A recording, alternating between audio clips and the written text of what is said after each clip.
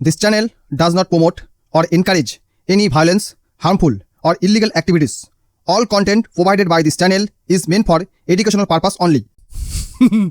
যোদ্ধা যারা কন্ডম ফেটে জন্মেছে তারাই জুলাই যুদ্ধে অংশগ্রহণ করেছে। ভারতের দালাল, তাই এরা আমাদের বিরুদ্ধ, এদেরকে দূর করো, এরকম তো বলে। আরও অনেক খারাপ সময় আসতে চলেছে এই ধরনের জুলাই যোদ্ধাদের জন্য।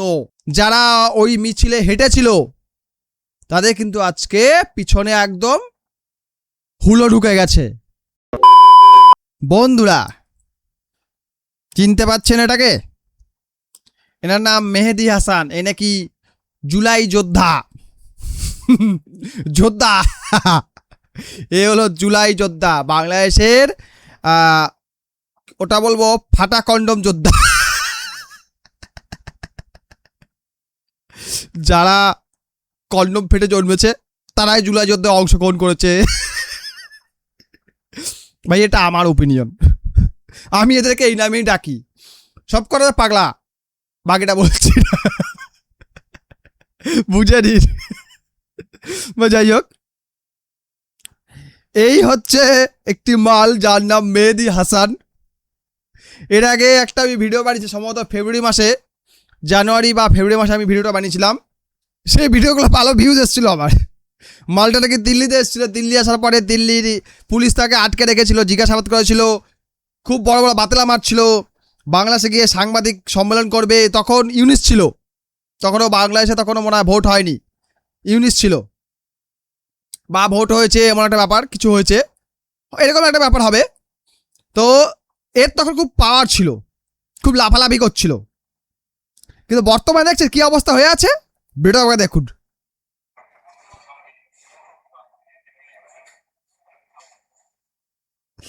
কি অবস্থা!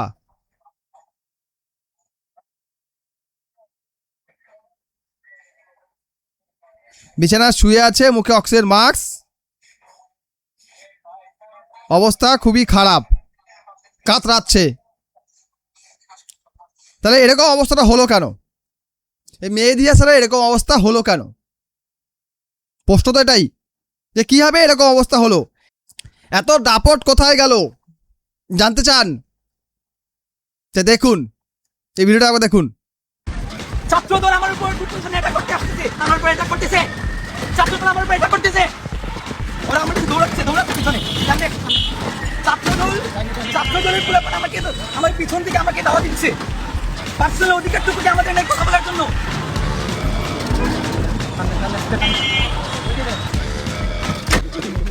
নেমেছে, নেমে দৌড়াচ্ছে আমি এখন থানাতে আছি, থানাতে। একদিন কি বলেছিল? থানাকে জ্বালিয়ে দিয়েছি, ওসিকে জ্বালিয়ে দিয়েছি, ওসি সন্তোষ বলে একজনকে জ্বালিয়ে দিয়েছে, হিন্দু লোক, জ্বালিয়ে দিয়েছি, এরকম বড় বড় কথা বলছিল। আজকে বাচ্চা জন থানায় গিয়ে ঢুকেছে, থানায় ঢোকার পরেও বাঁচেনি। সেখানে ডিসি অফিসের কোথায় গেছে, ব্যাস ওখানে ছাত্রদল একে এসে কুটে দিয়ে গেছে, কেলানি খেয়ে হসপিটালাইজ হয়ে গেছে।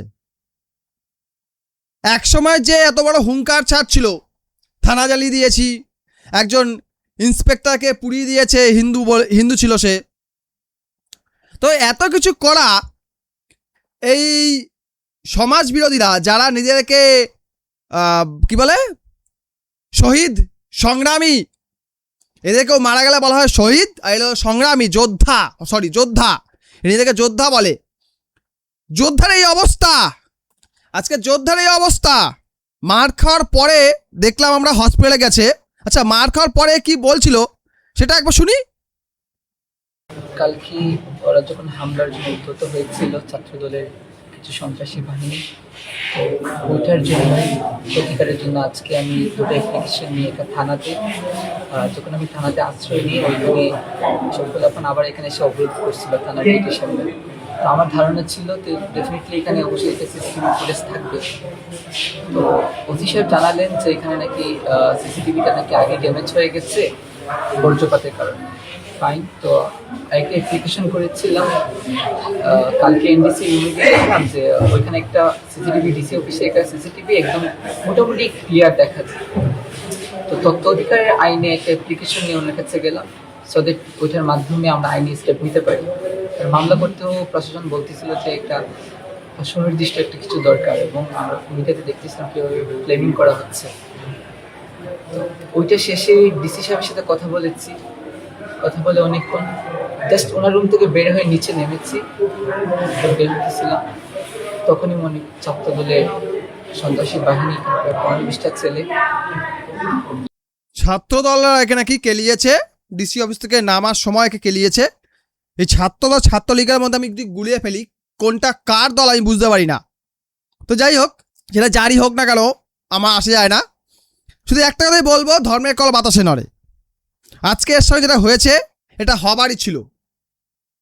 এত বাড়াবাড়ি করলে তার কিছু পরিণাম তো হবে। বর্ডারে কিছু ছেলেপুলে দেখছি, মানে বাংলাদেশের অবৈধ ছেলেপুলেরা বড্ড লাফালাফি করছে, ওই নিয়ে একটা ভিডিও আমি দিচ্ছি, এর পরের ভিডিওটাই হবে। ওরা দেখছি খুব লাফালাফি করছে, ওদেরও অবস্থা খুব খারাপ হতে চলেছে। ভারতীয় সেনা তার প্রস্তুতিও নিচ্ছে, তার ফলও ওরা ভোগ করবে। এই যে মেহেদী হাসানের মতো ছেলেরা যারা নিজেকে যোদ্ধা যোদ্ধা চাচিমিচি করে, যাদের পপুলারিটির একটাই রাস্তা ভারত বিরোধিতা, আজকে ভারত বিরোধিতা করলেও বাংলাদেশের মধ্যেও গালি খেতে হচ্ছে। বাংলাদেশের মধ্যেও একদল মানুষ যারা ভারত প্রেমী, বিশেষ করে আওয়ামী লীগের কর্মীরা ভারত প্রেমী, তাদেরকে তো ভারতের দালাল বলে তো এরা মারামারি করে। ভারতের দালাল, তাই এরা আমাদের বিরুদ্ধ, এদেরকে দূর করো, এরকম তো বলে। তাই তারাও আজকে ভারত প্রেমী, তারাও চাইছে এই ধরনের মালগুলো বাংলাদেশ থেকে বিদেয় নিক।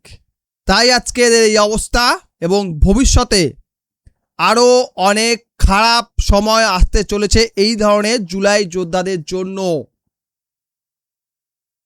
কিছু এনসিপির নেতা 6 জন মেম্বার মতো ওদের সংসদে গিয়ে বসে আছে, যারা আছে খুব ভালো লাইফ এনজয় করছে, কিন্তু বাকিরা যারা ওই মিছিলে হেঁটেছিল তাদের কিন্তু আজকে পিছনে একদম হুলো ঢুকে গেছে।